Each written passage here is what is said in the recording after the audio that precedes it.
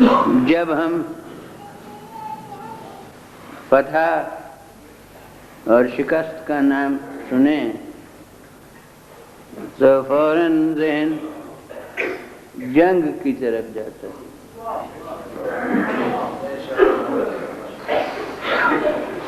اور اب چونکہ پیغمبر خدا صلی اللہ علیہ وسلم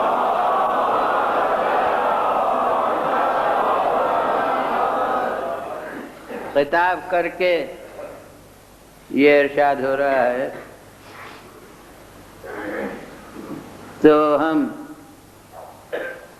غزوات پیغمبر خدا صلی اللہ علیہ وسلم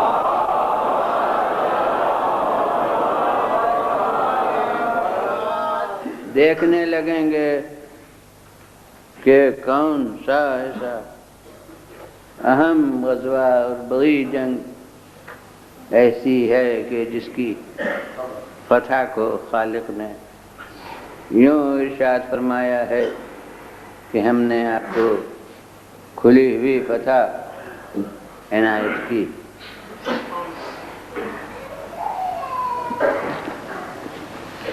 اب جب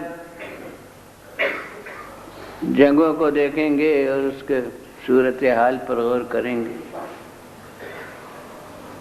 تو ہمیں مختلف وجوہ، مختلف اعتبار، حیثیتیں محسوس ہوں گی، جس کی وجہ سے کہ کئی جنگیں ایسی ہمیں ملیں گی کہ اس کی فتح کو ہم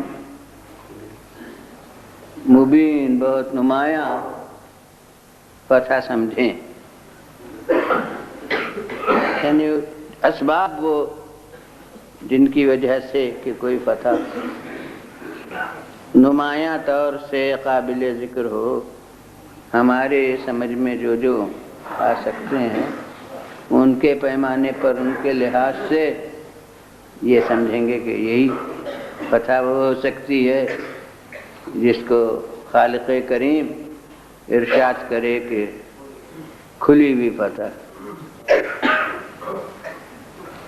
اب پہلا سبب، پہلی حیثیت جس کے سبب سے کہ فتح کو بہت نمایاں کیا جا سکتا ہے اور جس کو خالق اپنے احسان خاص کے طور پر بیان فرمائے، وہ یہ ہے کہ اسباب فتح کوئی نہ ہو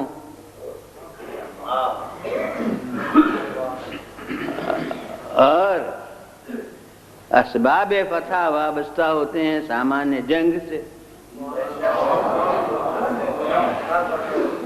اس سے جب سامان جنگ کوئی نہیں تو اس کے معنی ہے کہ اسباب فتح کوئی نہیں۔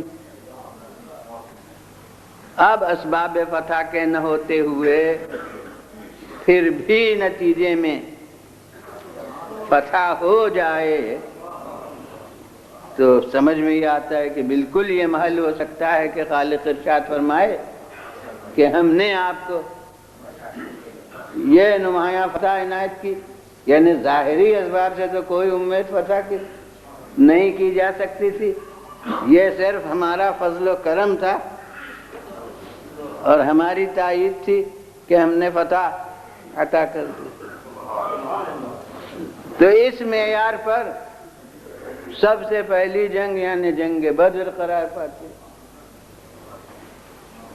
جنگ بدر میں اسباب جنگ کیا موجود تھے؟ تعداد لشکر 313 عدد اور مقابلہ تقریباً 1000 کا۔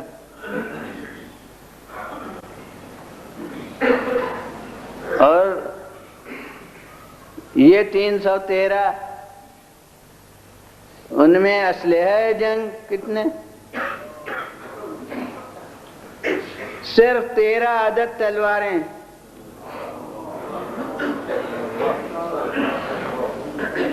اس کو جب یہ ذکر آئے گا کسی بھی موضوع کے تحت میں ہو تو یہ نمایاں پہلو ہے. میں اسے عرض کرتا ہوں کہ اکائیاں صرف جو ہیں وہ مسلح ہیں،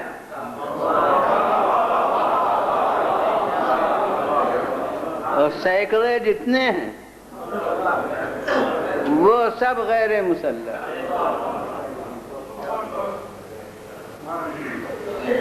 جو نہتے کا ہتھیار ہو سکتا ہے، کسی کے ہاتھ میں شاخ خرما ہے، کسی کے ہاتھ میں ایک لکڑی ہے، جو جس کو بنا، اور باقی صرف 13 آدمی ہیں کہ جن کے پاس تلواریں. میدان جنگ کی سواری عرب میں گھوڑا تھا، زمانہ امن کی سواری اونٹ تھا. تو اونٹ ہوں گے، لیکن یہ کہ گھوڑے پوری فوج میں صرف 2 عدد گھوڑے. تو یہ کوئی سامان جنگ ہوتا ہے؟ اور وہ تو جنگ ہو گئی اور نتیجے میں فتح ہوئی، اس لیے اسے فوج اسلام کہہ لیجئے، ورنہ ایسی جماعت کوئی فوج کہلاتی ہے؟ اب الحمدللہ ہماری اوسط درجے کی مجلسیں، اس میں 313 سے زیادہ آدمی ہوتے ہیں، تو کیا اس تعداد اور اس سے زیادہ کے ہونے سے فوج ہو جاتی ہے؟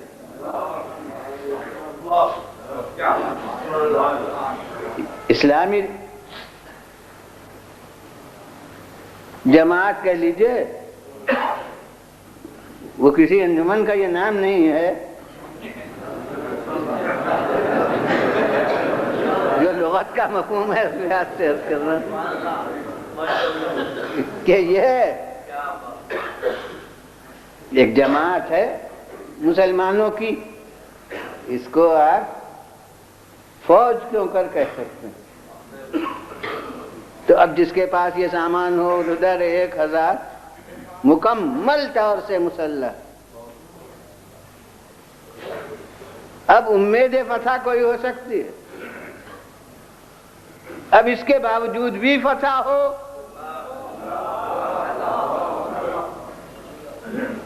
تو وہ یقیناً اس کی حقدار ہوگی کہ خالق ارشاد فرمائے کہ ہم نے یہ کھلی ہوئی فتح عنایت کی. اب وہ جس کے ہاتھ سے ہو. اور قرآن مجید نے کہا کہ اس جنگ میں فرشتے بھی بھیجے گئے تھے، اور وہ فرشتے فقط یوں ہی تسلی کے لیے نہیں آئے تھے بلکہ جنگ کرنے آئے تھے، اور جنگ کی انہوں نے. اور وہ بغیر خمریزی سے بچنے والے ایسی کی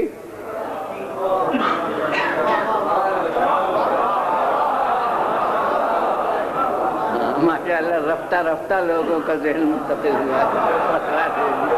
اس کو خالق ارشاد فرمائے کہ انا فتحنا لک فتحا مبینا. بالکل صحیح ہے. اب اس کے بعد احد کی لڑائی، اب ایک دوسرے حیثیت فتح کے نمایاں ہونے کا، دوسری حیثیت، وہ حیثیت یہ ہے کہ جہاں لڑائی بگڑ چکی ہو، شکست ہو چکی ہو، اور اس کے بعد نتیجے میں فتح ہو جائے، تو کیا وہ اس کی مستحق نہیں ہے کہ اسے خالق کہے کہ ہم نے یہ فتح عنایت کی؟ اور اس محل پر خالق اگر یہ الفاظ کہے کہ ہم نے فتح عنایت کی، تو اس میں مسلمانوں کے کردار پر ایک طنز بھی ہو سکتا ہے کہ تم نے تو شکست کھانے میں کوئی کسر اٹھا نہیں رکھی تھی.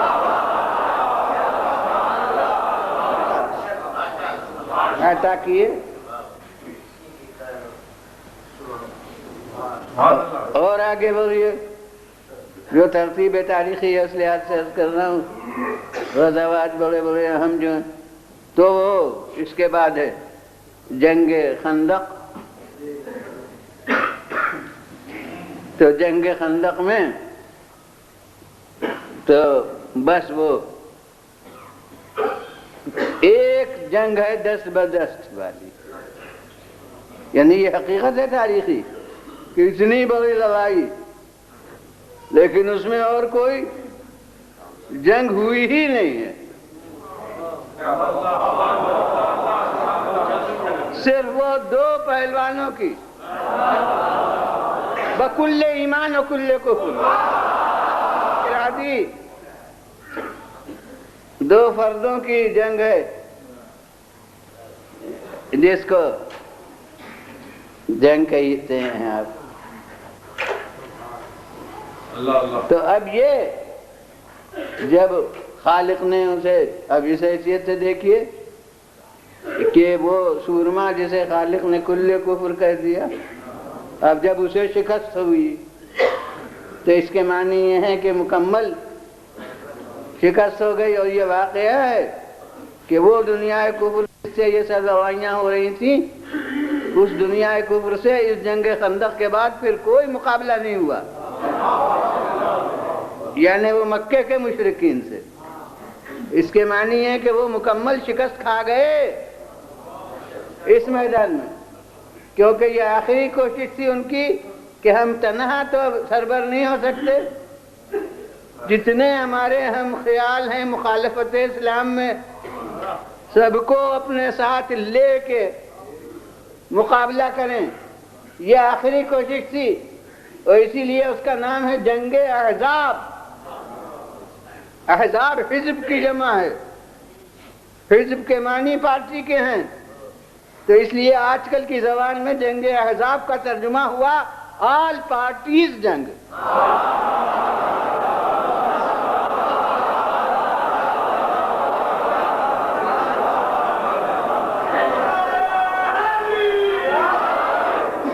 تو اس جنگ کے مقابلے ہی کو سمجھنا چاہیے کہ وہ مکمل فتح و شکست کا سوال تھا، یعنی آج یا ان کی مکمل فتح ہے اور یا مکمل شکست ہے، چنانچہ شکست ہوئی تو واقعی وہ مکمل ہی ثابت ہوئی۔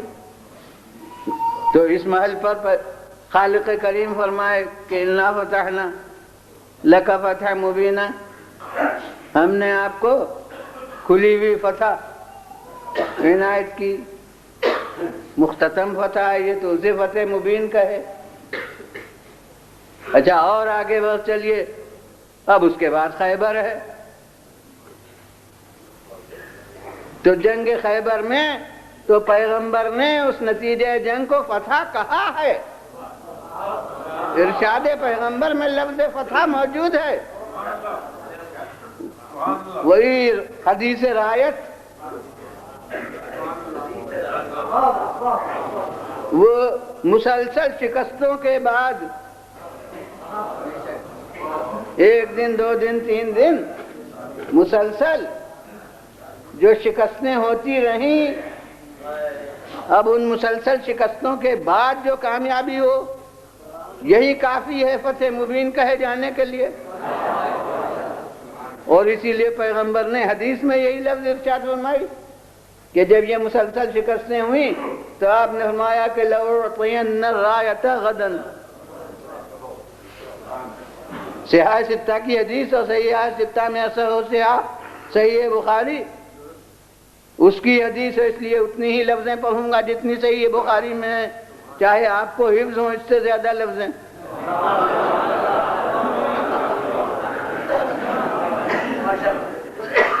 وہ لفظیں جو صحیح بخاری میں ہیں، جو نہ معلوم کتنے درایت اور روایت اور مصلحت کے چھاجوں میں چھن کے حدیث آئی،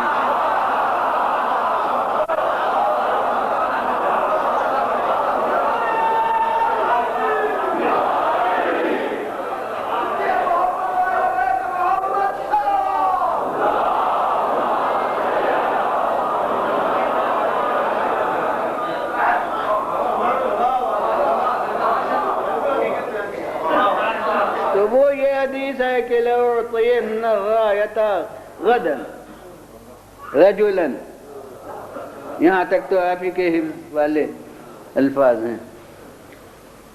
لَأُعْطِيَنَّ رَایَةَ غَدًا رَجُلًا يُحِبُّ اللَّهَ وَرَسُولَهُ وَيُحِبُّهُ اللَّهُ وَرَسُولُهُ يَفْتَحُ اللَّهُ عَلَى يَدَيْهِ. کل میں اسے علم دوں گا. عموماً زیادہ زور صرف کیا جاتا ہے بعض کے الفاظ پر، جو بعض میں نے نہیں بھی پڑھے اور نہ آخر تک پڑھوں گا، وہ یاد ہے آپ کو. تو زور اس پر دیا جاتا ہے. لیکن مجھے تاریخ خمیر دیار بکری میں ایک حقیقت کا انکشاف ہوا جو میں نے تاریخ اسلام میں لکھی. تو وہ یہ ہے، وہ عام کتابوں میں نہیں ہے، نہ عام طور سے اس کا ذکر ہوتا ہے.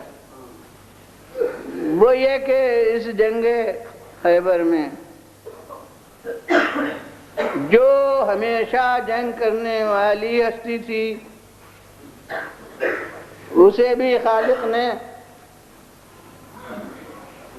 اپنے انتظام سے معذور بنا دیا جنگ میں شرکت سے.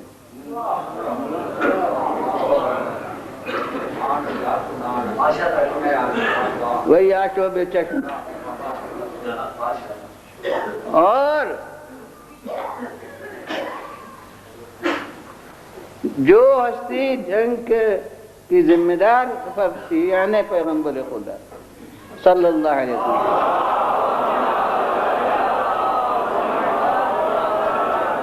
اب یہی جز ہے جو عام طور سے اس کا تذکرہ نہیں ہوا کرتا ہے کہ جو یعنی پیغمبر خدا صلی اللہ علیہ وسلم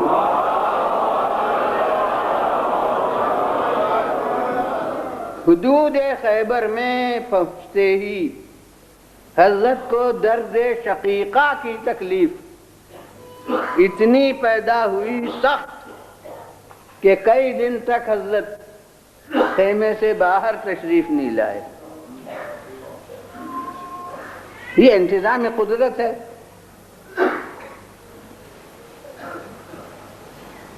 ہر ایک سے میں پوچھتا ہوں اور پوچھنے کا حق رکھتا ہوں کہ مرض اور صحت خدا کے علاوہ کسی اور کے ہاتھ میں؟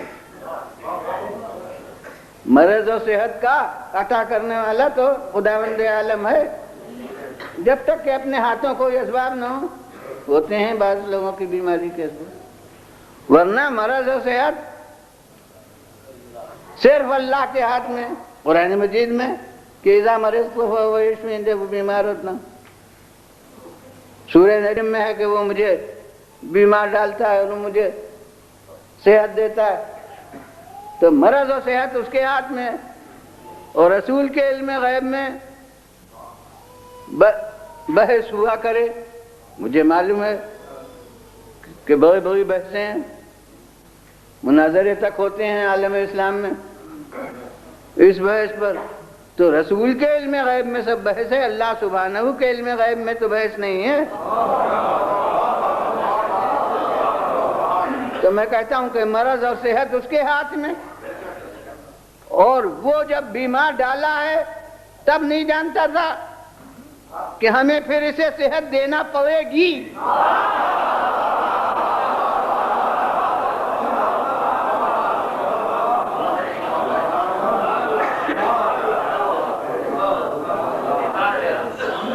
تو کون اس کا تصور کر سکتا ہے؟ تو پھر ماننا پڑے گا کہ بیمار ڈالنا کسی مصلحت سے تھا. کیونکہ رسول پر عام طور سے لوگ یہ اعتراض کرتے تھے کہ ہر جگہ ایک ہی کو آگے بڑھاتے ہیں.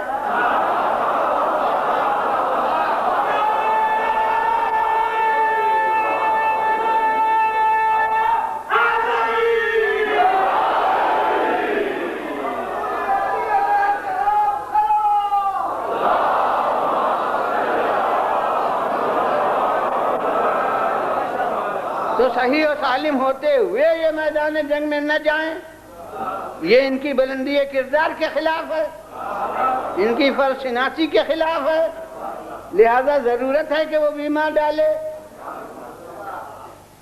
تاکہ ان کی بلندی کردار پر حرف نہ آئے۔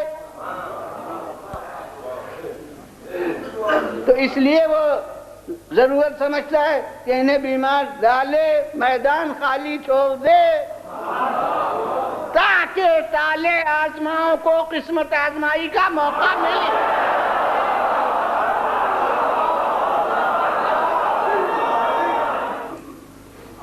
یعنی بالکل میدان خالی ہو گیا۔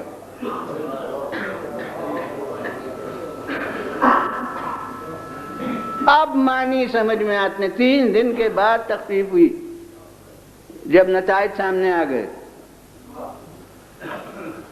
تو اتنی تخفیف ہوئی کہ حضرت 4تھے دن برآمد ہوئے، اور اب برآمد ہوئے تو صورتحال معلوم کی تو معلوم ہوا کہ وہ اس دوران میں تو ماشاء اللہ جہاد ہونے لگے۔ دیکھیے بغیر اذن معصوم جہاد ہے تو یہ انجام ہوا۔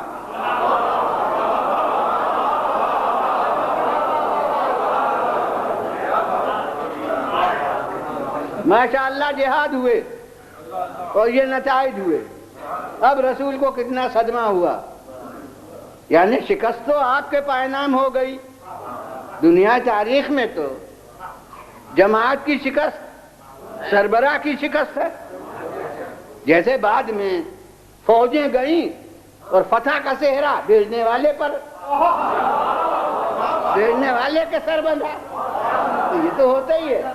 تو جناب والا یہ دامن اسلام پر گرد شکست پڑی، پرچم اسلام پر غبار شکست آیا، یہ سب کچھ ہو گیا تو رسول کو کتنا صدمہ ہو۔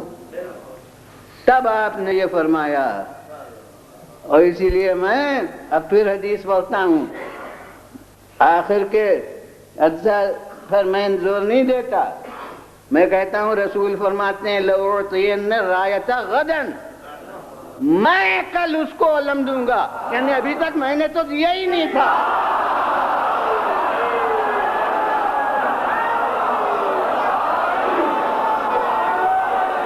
وہ نہیں پلٹے گا جب تک کہ اللہ اس کے ہاتھ پر فتح دے نہ دے، حتی یفتح اللہ علی یدہ، وہ نہیں پلٹے گا جب تک اللہ اس کے ہاتھ پر فتح نہ دے۔ میں یہاں بارگاہ رسالت میں ایک سوال کروں گا کہ حضور پلٹنا اور نہ پلٹنا دوسرے کے کام کے ذمہ دار کیوں کرو گے؟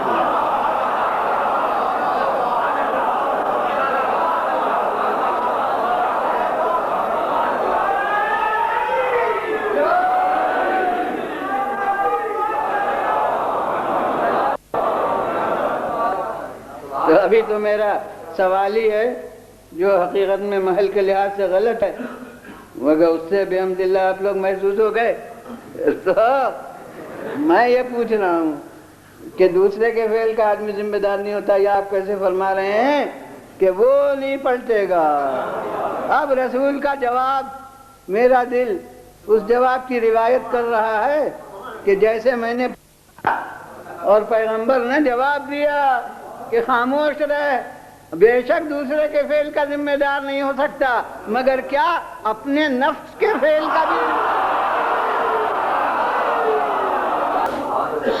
معلوم ہوتا ہے ہر جنگ میں نے کہا ہاں یہ بھی صحیح ہے، یہ بھی صحیح ہے، یعنی ہر جنگ ایسی ہے کہ اگر اسے کہا جائے کہ یہاں یہ آیت اتری تو بالکل چشمہ ہے، بالکل صحیح ہے، مگر اب اسے کیا کیا جائے کہ نہ یہ آیت جنگ بدر کے بعد اتری ہے، نہ یہ جنگ احد کے بعد اتری ہے، نہ یہ جنگ خندق کے بعد اتری ہے، نہ یہ جنگ خیبر کے بعد اتری ہے، کسی اس جنگ کے بعد یہ نہیں اتری ہے، یہ آیت صلح حدیبیہ کے موقع پر اتری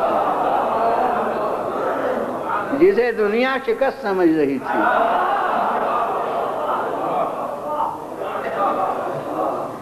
یہ دنیا سے کیا مطلب تھا؟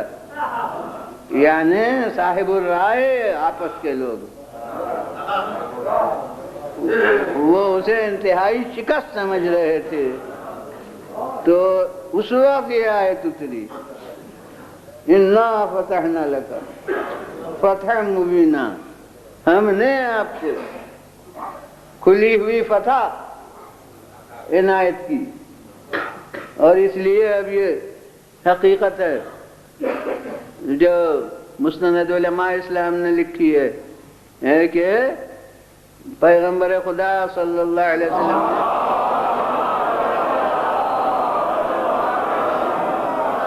جب یہ سورہ اترا اور اس کی پہلی آیت یہ، تو جو افراد اس وقت بہت چل کے آیا کہ پیغمبر سے مضطربانہ سوال کر رہے تھے جو صحاح میں درج ہیں، تو انہی کو بلا کے رسول نے یہ آیت سنائی کہ دیکھو یہ آیت اتری ہے. تو اب انہوں نے حیرت سے کہا اچھا یوں بھی فتح ہوتی ہے؟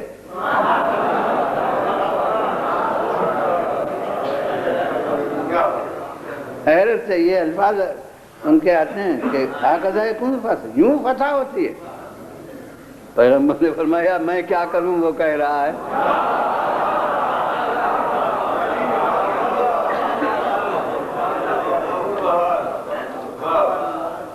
اور اسے میں مشترک مجموع میں، وہاں کے مشترک مجموع میں، اور وہاں جو مشترک مجموعے کے معنی ہیں وہ صاحب سب سمجھ سکتے ہیں کہ اس میں کہتا ہوں کہ اب دنیا اس حقیقت کو سمجھے کہ قرآن میدان جنگ کی فتح کو فتح مبین نہیں کہتا، میدان امن کی فتح کو فتح مبین.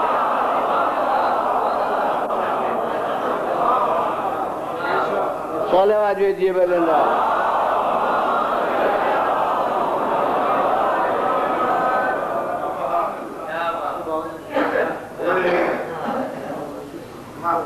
اور وہ ایسے شرائط پر مصالحت جسے سب سمجھ رہے تھے کہ پیغمبر خدا صلی اللہ علیہ وسلم نے دب کر سلو کر لی، اور اسے اس کے نتیجے کو خالق ارشاد فرما رہا ہے کہ ہم نے کھلی ہوئی فتح عنایت کی، جو بعد میں صرف قرآن کے دباؤ سے اب مجبوراً ماننا ہے مسلمانوں کو، ورنہ سمجھ میں تو جب پہلے نہیں آیا تو ایک دم سے کیا سمجھ میں اب آ جائے گا. مگر چونکہ اب رسول فرما رہے ہیں خدا نے کہا، تو اب عقیدہ رسالت بھی ہے، قرآن پر ایمان کا مظاہرہ بھی بغیر اس کے اسلام ہو نہیں سکتا. تو اب ماننا تو ہے، چاہے جانے یا نہیں. کبھی جانتے ہیں مانتے نہیں، کبھی مانتے ہیں جانتے ہیں.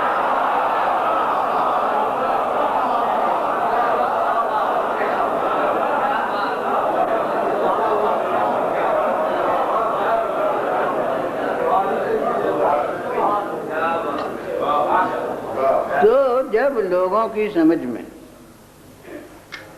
اس طرح کی صلح کا فتح مبین ہونا رسول کے عمل میں نہ آیا ہو، تو وہ حسن مجتبیٰ کی صلح کو کیا سمجھ سکتے ہیں کہ حسن مجتبیٰ نے اس صلح کے ساتھ کیسی فتح حاصل کی.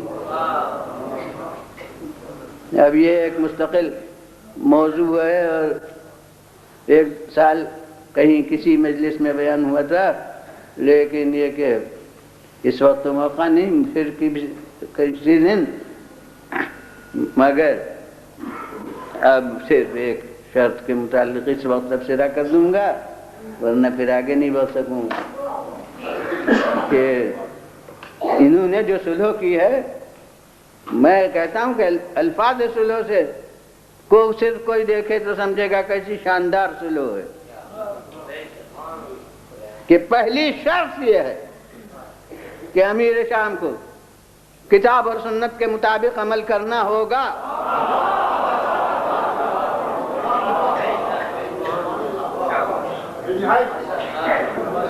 مجمع میں ماشاءاللہ قانون داں حضرات کثرت سے ہوں گے، میں چاہے پہچانتا نہیں ہوں گا، وکلا بھی ہوں گے، بیرسٹر بھی ہوں گے، ممکن ہے کہ وہ حضرات بھی ہوں جو خود کرسی عدالت پر ہیں، تو وہ سب حضرات غور کریں جو میں عرض کر رہا ہوں کہ سلو نامہ ایک طرف کی دستاویز نہیں ہوتی، دونوں طرف کی ہوتی ہے، یعنی کاتب سلو نامہ دونوں فریق ہوتے ہیں۔ تو اب جو الفاظ انہوں نے درج کیے ہیں اور جس کو مانا ہے، اور کوئی کہے اس کی کیا دلیل کے مانا، میں کہتا ہوں کہ اس کی دلیل یہ کہ سلو ہو گئی۔ تو اس میں یہ الفاظ درج ہو رہے ہیں، اور ایک اور پہلو قانون داں حضرات کے غور کرنے کا، اور وہ یہ کہ سلو نامے کے شرائط میں وہ چیزیں درج ہوتی ہیں جو بنائے مخاصمت سے تعلق رکھتی ہوں۔ تو پہلی شرط رکھ کے انہوں نے ہمیشہ کے لیے اس کا اظہار کر دیا کہ ہماری نزاع حکومت شام سے نہ ذاتی ہے نہ خاندانی۔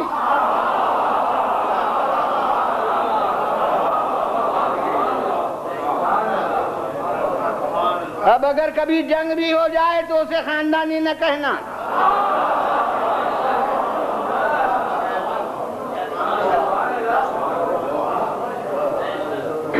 تو یہ شرط سے حضرت امام حسن علیہ السلام نے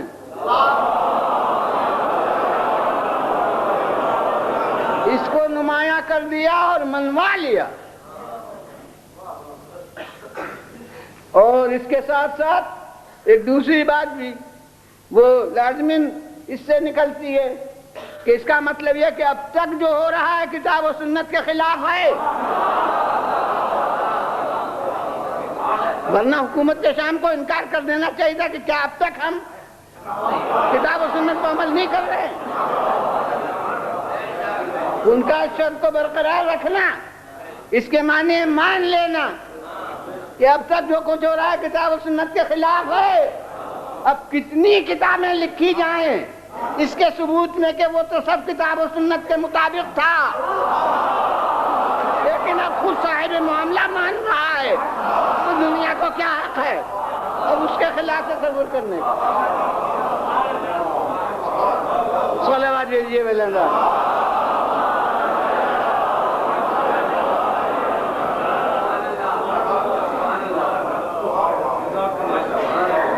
تو انہوں نے سلو ایسے شرائط پر کی ہے، اور اس کے بعد دنیا کہے کہ شکست ہو گئی، اور پھر جب دنیا کی سمجھ میں اس سلو والی فتح نہ آتی ہو اور اس سلو میں فتح اس کی سمجھ میں نہ آئے، تو بھلا کربلا میں اس کی سمجھ میں کیوں کر آ سکتا ہے؟ اور اس لیے یعنی ہمارے افراد بھی ہو، یہ میں دو ایک نہیں، شاید عموماً یہ الفاظ ہمارے یہاں بھی آتے ہیں کہ کربلا کی ظاہری شکست نتیجے میں فتح تھی، ظاہری شکست تسلیم، مگر یہ ظاہری شکست نتیجے میں فتح تھی۔ اب ایک دنیا ہے جو بعد کے نتیجے کا تصور نہیں کرتی، مگر مجھے تو ظاہری طور پر بھی شکست ہونے سے انکار ہے۔ میں کہتا ہوں فتح کے معنی کسی لغت میں قتل کر دینا نہیں ہے، اور شکست کے معنی کسی لغت میں قتل ہو جانا نہیں ہے۔ فتح کے معنی کامیاب ہونا، شکست کے معنی ناکام ہونا، اور یہ کام فارسی لفظ ہے، ہمارا زبان میں اردو میں کام جو ہے وہ تو کار کے معنی میں ہے۔ لیکن فارسی میں کام کے معنی مقصد کے ہیں. کامراں، کامیاب اس کے معنی مقصد کو حاصل کرنے والا. تو کامیابی یعنی مقصد کیا حاصل کر لینا، اور ناکامی یعنی مقصد کو حاصل نہ کر سکنا. تو اب کامیابی یا ناکامی کے سمجھنے کے لیے ضرورت ہوگی کہ یہ دیکھا جائے کہ یزید کا مقصد کیا تھا اور حسین کا مقصد کیا تھا.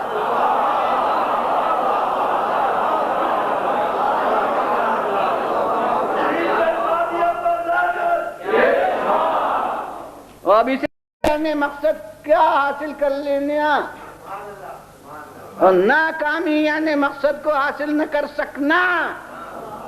تو اب کامیابی یا ناکامی کے سمجھنے کے لیے ضرورت ہوگی کہ یہ دیکھا جائے کہ یزید کا مقصد کیا تھا اور حسین کا مقصد کیا تھا.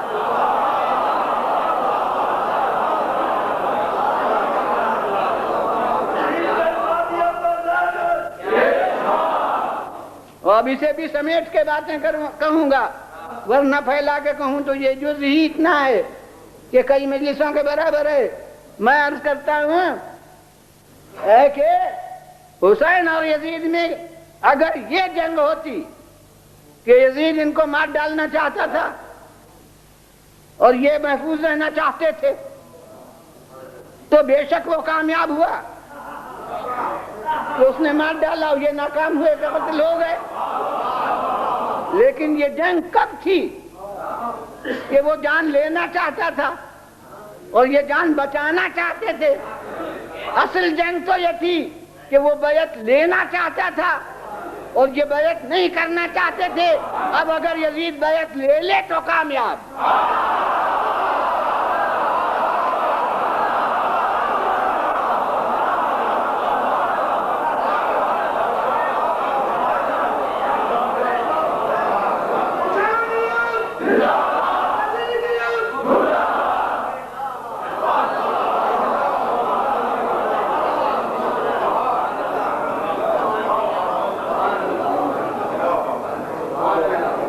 انتہائی اختصار کے ساتھ بہت مختصر راہوں سے نتیجے تک پہنچ کے جب میں نے ہر مخاطب کو اپنے اس نقطے تک پہنچا دیا جس سے انکار کر ہی نہیں سکتا،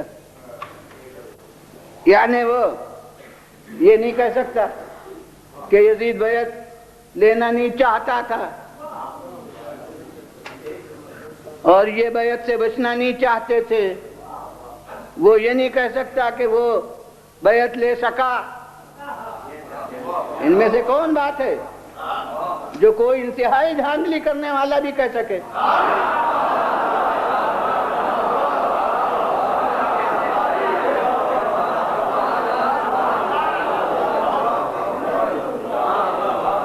ان میں سے ہر بات اتنی بدیہی تاریخ کی حقیقت کہ جیسے دو دو کا مجموعہ چار، کہ جس سے پوچھا جائے یہی جواب، ویسے ہی ان سوالوں کا جواب کہ کسی بھی نقطۂ خیال کا ہو اسے یہ جواب تو دینا ضروری ہے کہ وہ بیعت اب یوں تو میرا مقصد ابھی حاصل ہو گیا، مگر اب ذرا سا آگے بڑھاؤں گا کہ اب اسے بھی دیکھنا چاہیے کہ وہ بیعت کیوں لینا چاہتا تھا اور یہ بیعت سے بچنا کیوں چاہتے تھے. اور یہیں ایک اور سوال کا جواب ہے کہ دنیا کہتی رہی اور اس وقت بڑے زور و شور سے کہہ رہی ہے، اور خصوصاً آپ کے آس پاس زیادہ زور سے کہا جا رہا ہے، ہم تو دور سے آواز سن رہے ہیں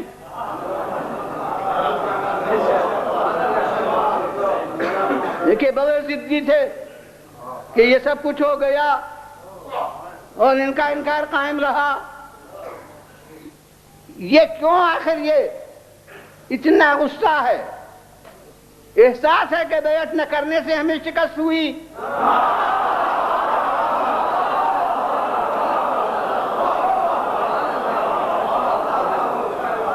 اس لیے غصہ ہے یہ بیعت نہ کرنے کا. بڑے ضدی تھے. اب یہ ضد بھی مستقل موضوع ہے، اس وقت نہیں پوری عرض کرنا ہے، مگر میں کہتا ہوں کہ یہی کیوں پوچھا جاتا ہے کہ انہیں اتنا انکار بیعت سے کیوں تھا؟ اسے کیوں نہیں آپ پوچھتے کہ یزید کو اتنا اصرار بیعت کا کیوں ہے؟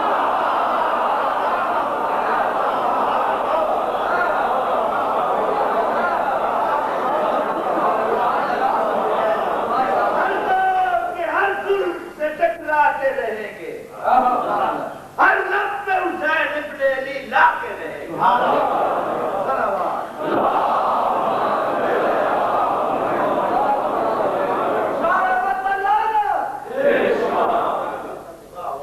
آخر یزید کو اتنا اصرار کیوں تھا؟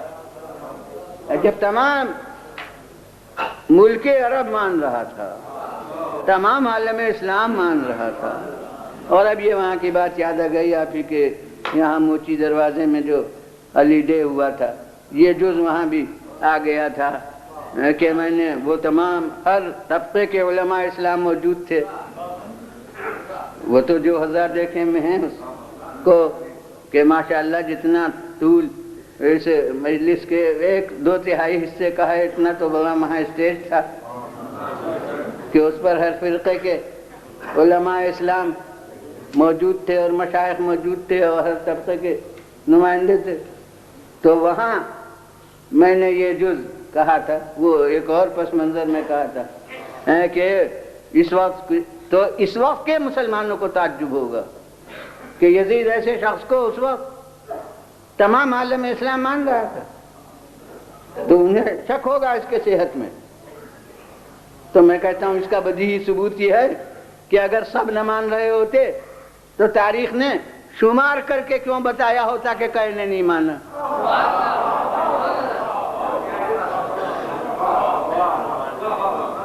یہ شمار کر کے تاریخ کا بتا دینا اس کا ثبوت ہے کہ سب مان رہے تھے۔ تو جس کی حکومت کو سب مان رہے ہیں، اس کی حکومت کو 4 5 10 20 آدمی نہ مانے، اور وہ بھی ایسے جو عبادت گزار ہیں، شب زندہ دار ہیں، گوشوں میں رہتے ہیں، وہ اگر نہ مانے تو سلطنت یزید کا کیا بگڑتا تھا؟ جو پوری طاقت صرف ہو گئی اس کی ان سے بیعت کے طلب کرنے میں۔ تو حقیقت میں یزید جانتا تھا کہ حسین ایک عام فرد عرب نہیں ہے، یہ اس اسلام کے نمائندے ہیں جس کے نام پر میں حکومت کر رہا ہوں۔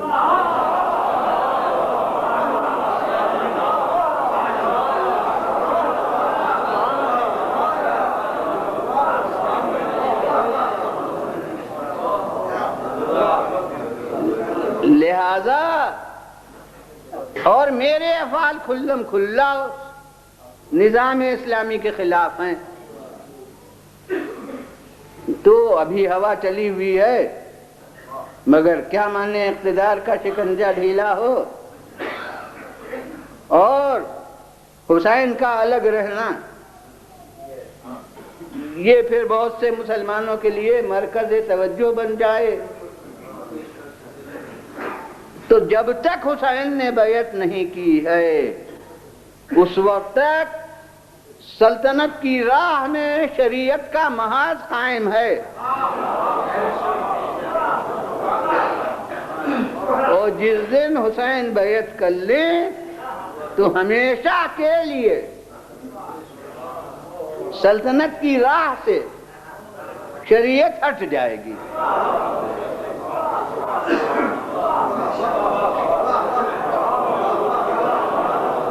اس لیے پوری طاقت صرف ہو رہی تھی حسین سے بیعت لینے پر۔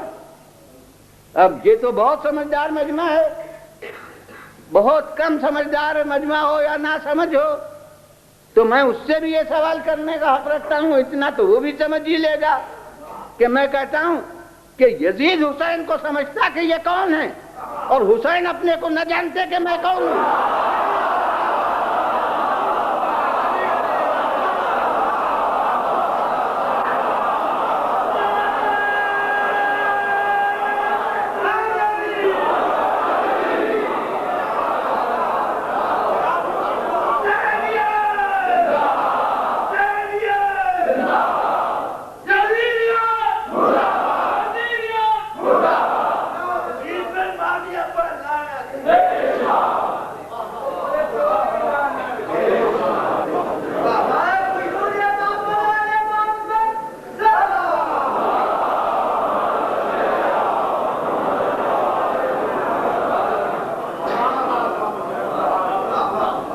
تو اب حقیقت میں حسین اور یزید کی جنگ نہیں ہے، یہ سلطنت اور شریعت کی جنگ ہے۔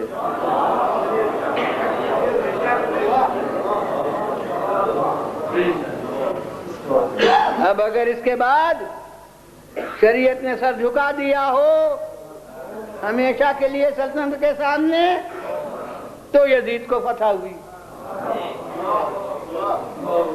اور اگر اس وقت بھی، اور یقیناً امید یہ ہے کہ آج سے 1000 برس بعد بھی شریعت بہرحال قائم رہے گی، اور یہ انقلاب ہو سکتا ہے کہ سلطنتیں شریعت کے سامنے سر جھکا دیں، مگر انشاءاللہ یہ انقلاب نہیں ہو سکتا کہ شریعت سلطنت کے سامنے سر جھکا دے۔ ارے کسی فرد کا سر جھکانا اور بات ہے،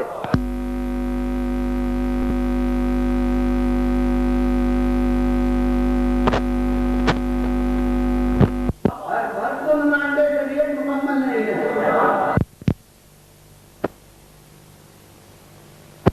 ہو سکتی ہیں کہ جو واقعی ذمہ دار طور سے نمائندے شریعت ہوں، تو یہ در حقیقت شریعت اور سلطنت کی جنگ تھی۔ اور اب پھر جب چونکہ وہ یاد آئی گیا، لہذا پھر ایک بات وہاں کی اس حسین ڈے کی یاد آ گئی کہ میں نے اب ضرورت ہوئی کہ تمام علماء اسلام کو پھر میں گواہ کروں اور کہوں کہ ان میں سے جس سے چاہے پوچھ لیجئے کہ یزید سے پہلے ہر تخت حکومت اسلام پر بیٹھنے والے کا عمل جزو شریعت جمہور میں بنتا رہا، لیکن یزید کے بعد سے کسی حکمراں کا عمل جزو شریعت نہیں بن سکا۔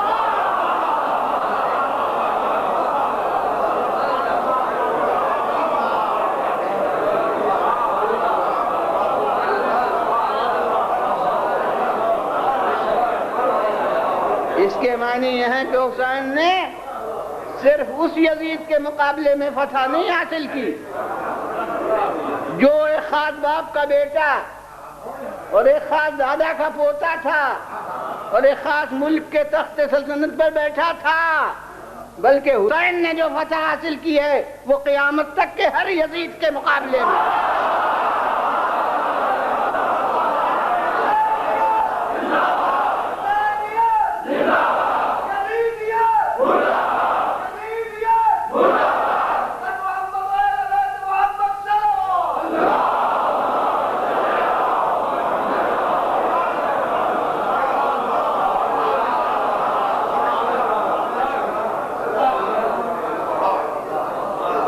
تو بس اب یہ کوئی حسین ڈے یا یادگار حسینی کا جلسہ تو ہے نہیں کہ یہیں پر میں بیان کو ختم کر دوں، تقریر کو۔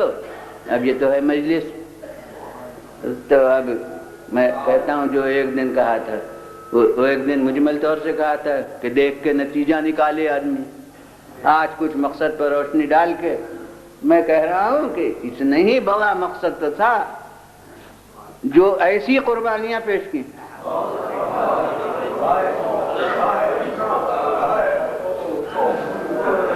کسی معمولی مقصد کی خاطر یہ قربانیاں تھوڑی پیش کی جا سکتی ہیں۔ اور اسی لیے مصائب میں تو وہی لفظیں بھی کہوں گا جو اس دن کہیں تھی کہ علی اکبر کی جوانی ایسی نہ تھی کہ کسی معمولی مقصد کی خاطر دے دی جائے،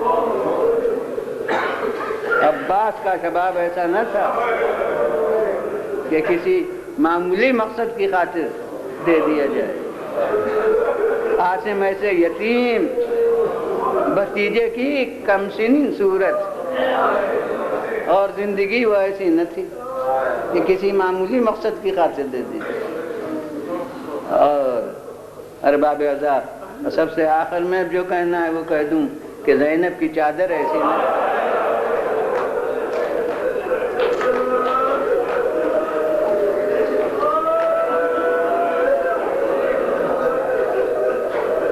کہ کسی معمولی مقصد کی خاطر دے دی جائے، اور تلخ حقیقت ہے لیکن درد دل ہے کہ چاہے کنیزان فاطمہ کی نظر میں اس چادر کی اب کوئی وقت نہ رہی ہو، لیکن اس چادر کی قیمت اتنی تھی کہ حسین نے اپنے کو خطرے میں ڈالا ہے اس چادر کی حفاظت کے لیے۔ اور باب مصائب میں یہ موقع بہت سخت ہے، اور میں سخت مصائب پہنچا نہیں ہوں، مگر اپنے اس مقصد کے ظاہر کرنے کے لیے وہ موقع یاد دلانا ضروری ہے کہ جب عالم وہ تھا کہ اب راکب دوش رسول سے پشت فرس خالی ہو چکی تھی،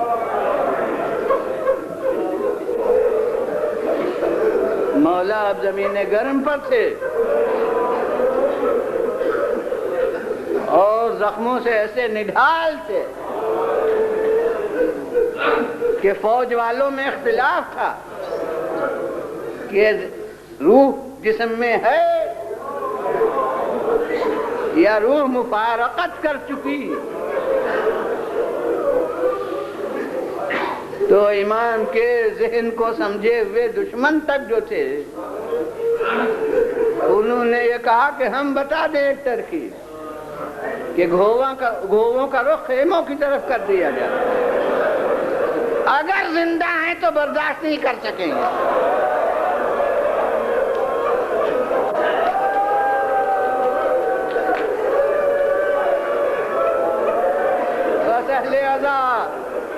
گھوڑوں کا رخ خیموں کی طرف کیا گیا۔ اب ہر صاحب فہم غور کرے کہ خود حسین کی ذات سے خطرہ دور ہو رہا ہے، مگر ٹاپوں کی صدا ذرا دور پر جو سنائی دی تو ایک دفعہ آنکھ کھولی، دیکھا خیموں کا رخ ادھر ہے، تو کوہنیوں پر زور دے کے بلند ہوئے اور پکار کے کہا ابھی میں زندہ ہوں، ابھی میرے خیموں سے کیا مطلب۔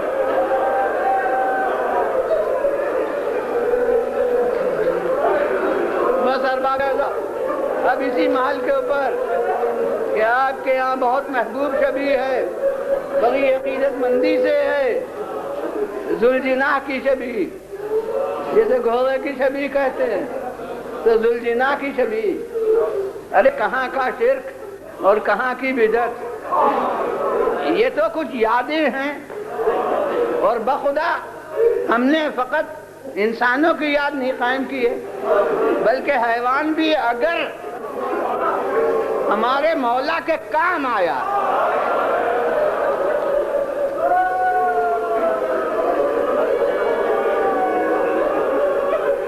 تو یہ حق شناسی ہے کہ ہم اس کی بھی یاد قائم رکھتے ہیں۔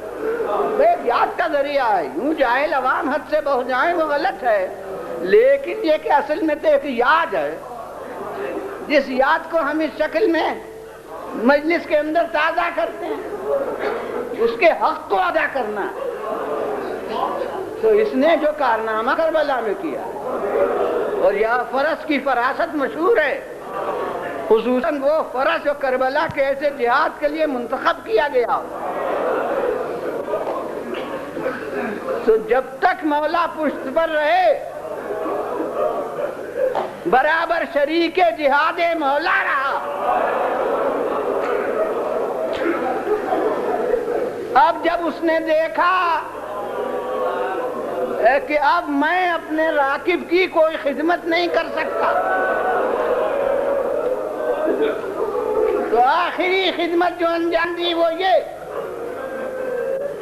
کہ اگر کوئی میدان میں ہوتا، اور اسی لیے میں اس روایت کو نہیں قبول کرتا، صاف صاف کہتا ہوں کہ کوئی بی بی حسین کی زندگی میں خیمے کے باہر تھی،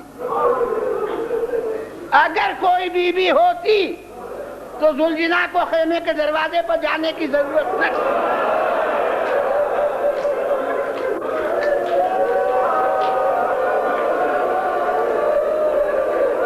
بیویاں تو جہاں حسین بٹھا گئے وہاں بیٹھی تھی،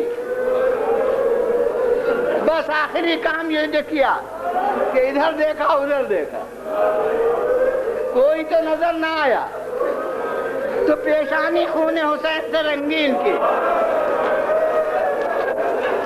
اور اب سیدھا در خیمہ پر گیا